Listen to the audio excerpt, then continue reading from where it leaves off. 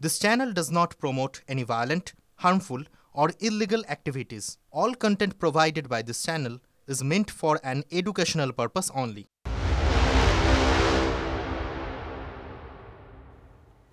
TV9 বাংলায় স্বাগত। হটস্পটে আপনাদের সঙ্গে রয়েছে আমি শর্মিষ্ঠা। আস্তে আস্তে গোটা রাজ্যই তো হটস্পট হয়ে উঠবে, কারণ যতটা 26-এর ভোট এগিয়ে আসবে, কারণ কবে ভোট হবে সেই দিনটা কিন্তু এখনো ঘোষণা হয়নি, তবে প্রতিশ্রুতির পালা শুরু হয়ে গিয়েছে। যেমন রাজ্যের বিরোধী দলনেতা শুভেন্দু অধিকারী, রাজ্য বিজেপি ইস্তাহার প্রকাশ করেনি, তাদের এখনো সেরকম ভাবনা চিন্তাও হয়নি, কিন্তু বিরোধী দলনেতা শুভেন্দু অধিকারী তিনি যেন নিজের ইস্তেহার প্রকাশ করে দিলেন। ওই যে জানালেন যে ভোটে যদি বিজেপি ক্ষমতায় আসে তাহলে রাজ্যের মহিলা বা রাজ্যের মানুষ ঠিক কি কি পেতে চলেছে।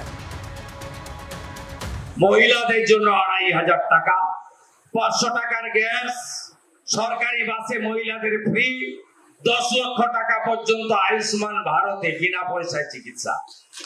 শ্রীমতী রেখা গুপ্ত করে দেখাচ্ছেন হ্যাঁ কিনা।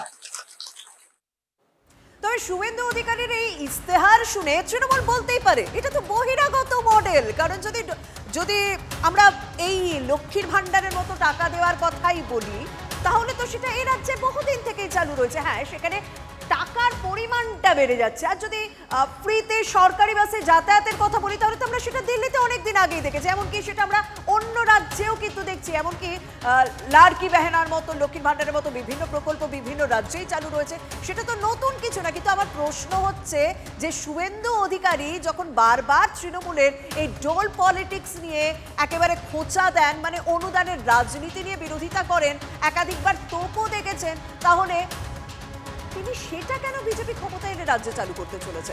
শুনুন তো। আমি মন্ত্রী ছিলাম, চোর মমতা বলতো যে একটা চাকরি দিতে গেলে ২৫,০০০ বেতন দিতে হবে, 4টে ভোট পাবো।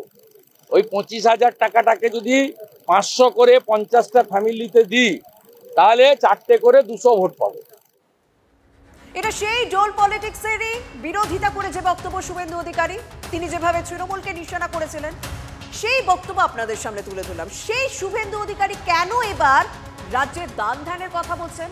গতকালে বিজয়া সম্মেলনী থেকে আরো একটা কথা বলেছেন শুভেন্দু অধিকারী, যে শেখার কোনো শেষ নেই, শেখার কোনো বয়সও নেই। শেখার কোনো বয়স আছে? শিখতে লজ্জা থাকা উচিত। শেখার কোনো শেষ আছে? নাই। শেখার কোনো বয়স আছে? শিখতে লজ্জা থাকা উচিত। শেখার কোনো শেষ আছে? নাই। আমার প্রশ্ন এখানেই যে তাহলে শিখলেনটা কার থেকে? মানে দিল্লি থেকে বাংলায় আমদানি হলো শুভেন্দুর ইস্তেহার, নাকি বাংলার মডেল থেকে এই শুভেন্দু অধিকারী শিখলেন? বাংলায় 7 মণ তেলও পুড়বে না, রাধাও নাচবে না। না বিজেপি ক্ষমতায় আসবে, ২৫০০ কেন ২.৫ লাখ টাকা ঘোষণা করতে পারে, দিতে তো হবে না। না ক্ষমতায় আসবে না কখনো টাকা দিতে হবে। যারা কিছুদিন আগে বলতো ভাতা আর ভিক্ষা, এখন তারা লক্ষ্মীর ভান্ডারের গল্প দিচ্ছে। কদিন আগে আমরা দেখেছি মহারাষ্ট্র একই গল্প দিয়েছিল, লাডলি বেহেন যোজনা, ক্ষমতায় আসার পর কিভাবে মহিলাদের নাম বাদ দিয়ে দিয়েছে। এখানে কি বিজেপি ইলেকট্রাল বন্ডের টাকা থেকে টাকা দেবে মহিলাদেরকে? তা দিতেই যদি এটা যদি বিজেপির পলিসি ইউপিতে দিক, রাজস্থানের দিক, মধ্যপ্রদেশের দিক, গুজরাটের দিক দিয়ে আমাদেরকে দেখাক যে দিচ্ছি, তাহলে আমরা বিশ্বাস করবো না। বলছে ৫০০ টাকায় নাকি রান্নার গ্যাস দেবে। আজকে এই স্টেটমেন্টের সাথেই বলেছে। তো দেশে তো ক্ষমতায় রয়েছে, রান্নার গ্যাসের দাম নির্ধারণ করে কেন্দ্রীয় সরকার, দিতে বারণ কে করেছে? বরং উল্টে এই স্টেটমেন্টে শুভেন্দু প্রমাণ করে দিল যে রান্নার গ্যাস চাইলেই আসলে ৫০০ টাকায় দেওয়া যায়, ইচ্ছে করে ১০০০ টাকা করে দেখেছে যাতে বিজেপি বাংলার মানুষকে কষ্টে রাখতে পারে। ভোটের পাটিগণিতে জানেন তো অনুদান একটা বড় গুরুত্বপূর্ণ অঙ্গ, গোটা দেশেই তা চলছে। কিন্তু শুধু কি উপহার দিয়ে ভোটে জেতা যায়? মজবুত সংগঠনও তো চাই।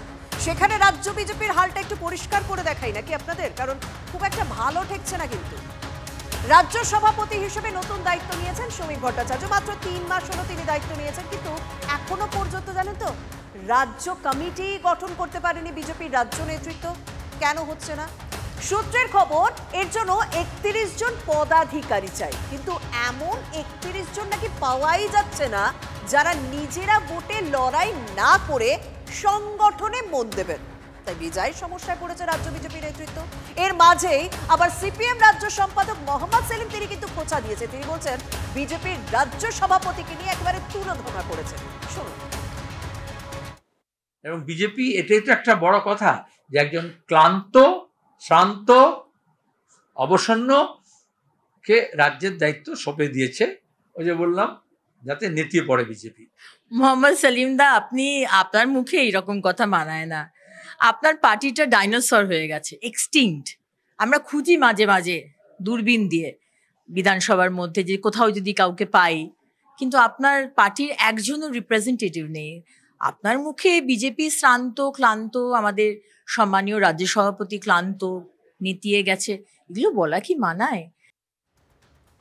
দেখুন, রাজ্য বিজেপি নেতৃত্ব রাজ্য কমিটি গঠন করতে না পারুক, রাজ্যের বিরোধী দলনেতা তিনি ইস্তেহার ঘোষণা করছেন, অনুদানের কথা বলছেন।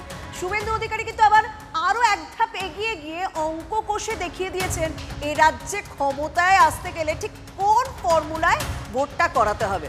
কেন্দ্রীয় নেতৃত্ব ইতিমধ্যেই 153 টার্গেট বেঁধে দিয়েছে রাজ্যে, কিন্তু রাজ্যের প্রধান বিরোধী দল ভোটের কয়েক মাস আগেও যেন নিজেদের গুছিয়ে নিতে পারছে না, কারণ সেরকমই তো তথ্য উঠে আসছে যে এখনো পর্যন্ত রাজ্য কমিটি গঠন করা যায়নি।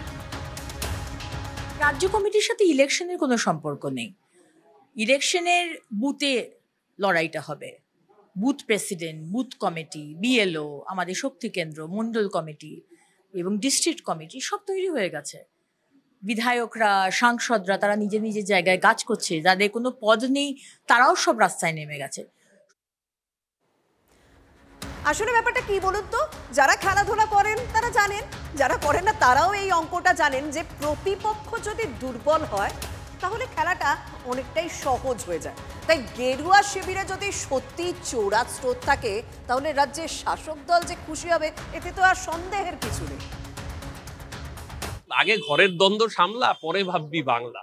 গোটা বাংলার মানুষ দেখছে, একদিকে শ্রমিক ভট্টাচার্য দৌড়চ্ছেন, একদিকে সুকান্ত মজুমদার যাচ্ছে, আর শুভেন্দু অধিকারী উল্টো দিকে উল্টো বক্তব্য দিচ্ছে। একটা গোটা দল রাজনৈতিক কিংকর্তব্য বিমূঢ় অবস্থা দাঁড়িয়ে রয়েছে। লোক থাকলে তো কমিটি গঠন করবে, বিজেপির লোক আছে, সাংগঠনিক শক্তি আছে। আর এত কথা যখন হচ্ছে তখন না অঙ্কের দিকেই নজর রাখতে হয়। তাই আমি একেবারে পিসিআরকে বলবো এই টাচ স্ক্রিনে 2021-এর বিধানসভা নির্বাচনের প্লেটটা একটুখানি প্লে করতে, কারণ আমরা দেখতে পাচ্ছি 2021-এর বিধানসভা নির্বাচন 294টি কেন্দ্রে ভোট।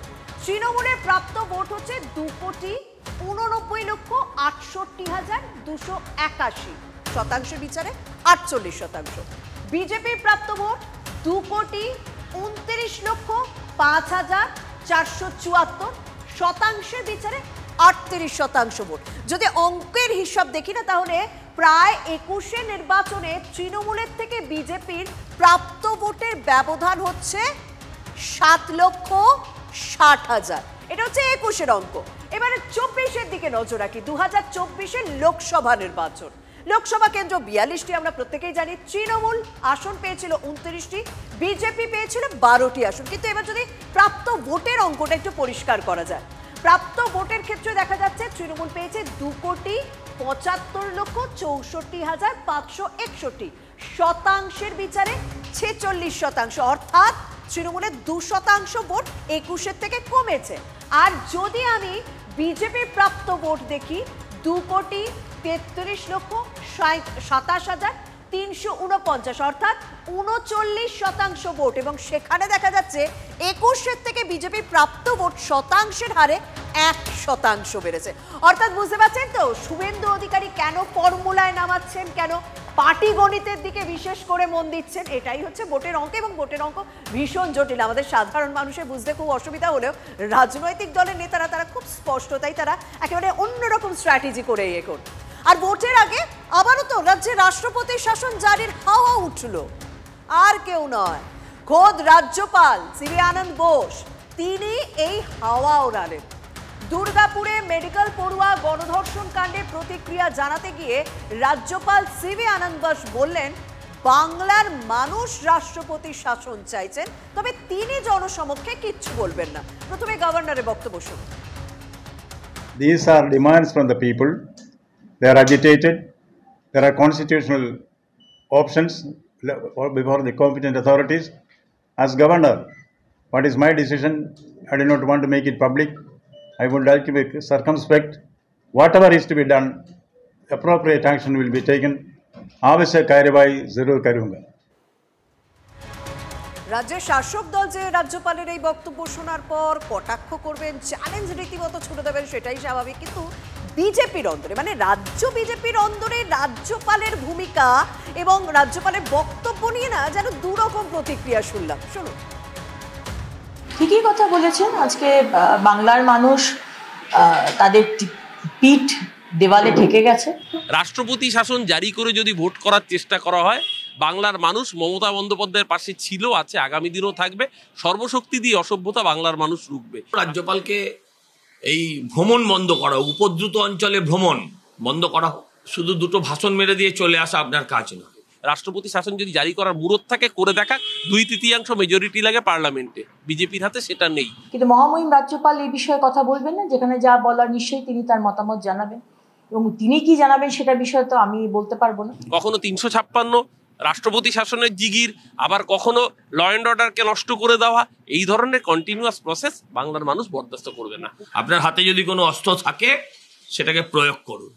ওই ভাষা আর প্রেস কনফারেন্স, ওটা কুণাল ঘোষকে দেখলে মানাবে, আপনাকে আমরা দেখতে চাইছি না ওই জায়গায়। দেখুন, ভোটের আগে কে কি ফর্মুলা মেনটেন করবে, কে কোন হাওয়া তুলবেন সেটা তো দেখতেই পাচ্ছেন। কিন্তু কোচবিহার, যেখানে বিজেপির তো যথেষ্ট শক্ত জায়গা ছিল, যদিও লোকসভা নির্বাচনে আমরা দেখলাম যে তৃণমূলের সাংসদ জয়লাভ করলেন জগদীশ বর্মা বসুনিয়া, তারপর থেকে কি কোচবিহারে বিজেপির ঘাঁটিটা একটু শক্ত থেকে হালকা হচ্ছে, মানে ভিত্তি নরম হচ্ছে? কারণ গতকাল দুপুরে হামলা হয়েছিল বিজেপির পার্টি অফিসে, আবার রাতেও হামলা হলো। তুফানগঞ্জে পদ্ম শিবিরের অফিস রীতিমতো ভাঙচুর করা হয়, পর পর দুটি অফিসে তাণ্ডব চালিয়েছে তৃণমূলের বাইক বাহিনী, অভিযোগ করছে বিজেপি। টিভি ভাঙচুর করা হয়, চেয়ার ভাঙচুর করা হয়, এবং স্বাভাবিকভাবে এই নিয়ে চাপানুতর যখন হচ্ছে তখন তৃণমূল কংগ্রেস কিন্তু এই দায় একদম নিজেদের ঘাট থেকে ছেড়ে ফেলছে। বিজেপিকে হামলা করা, বিজেপি নেতাদের মারধর করা, বিজেপির পার্টি অফিস ভাঙা, এটা আমরা সমর্থন করি না, আমরা করি না। তো মানুষ ক্ষেপে থাকলে তো বিজেপিকে তো ভাবতে হবে এটা তৃণমূল করাচ্ছে বা তৃণমূল করেছে, এটা ভাবাটা ভুল। রাজ্যে কোচবিহার থেকে যদি একটু নিচের দিকে নামি, মালদা জেলার তৃণমূল সভাপতি আব্দুল রহিম বক্সী, তিনি যেন বিতর্কের অন্য নাম হয়ে দাঁড়িয়েছেন।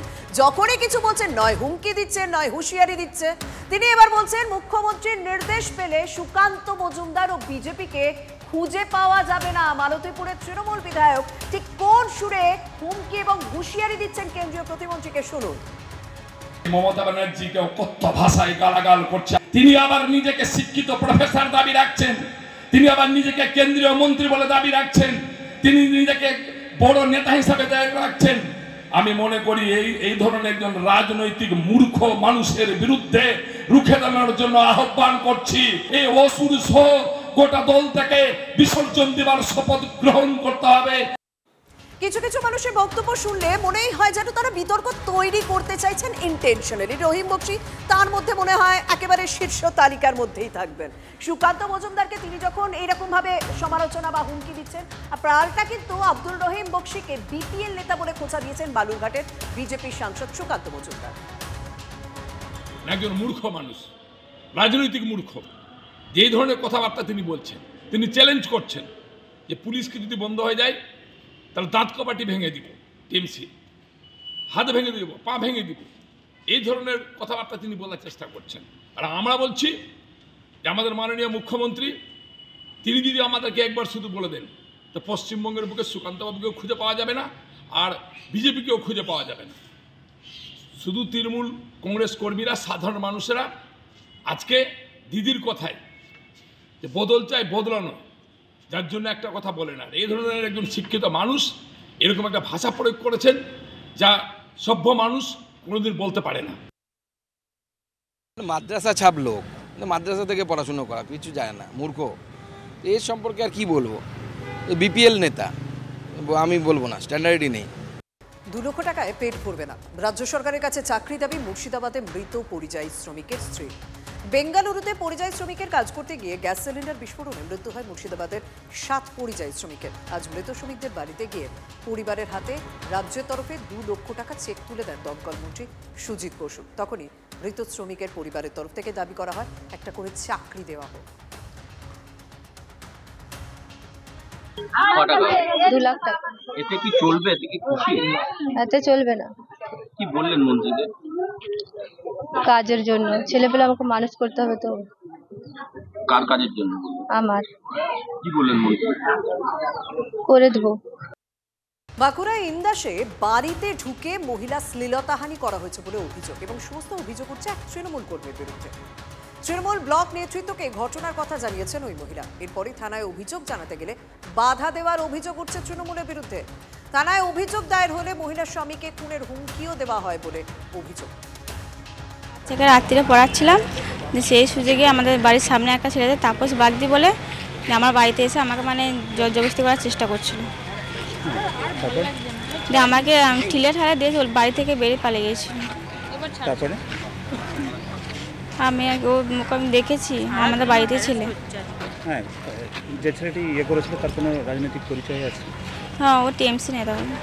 তারপরে আপনি কি থানায় অভিযোগ দায়ের করেছেন? হ্যাঁ, করতে গিয়েছিলাম, কিন্তু আমাদেরকে করতে দেয়নি, ওখানে মানা করে দিয়েছিল। কারা মানা করেছিল? আমাদের ওখানে পার্টির নেতা বর্ণনা করেছিল। কি বলেছিল তারা? যেতে হবে না, আমরা কেসটা এখানে হ্যান্ডেল করে নেবো, মানে চাপা দেওয়ার চেষ্টা করছিল।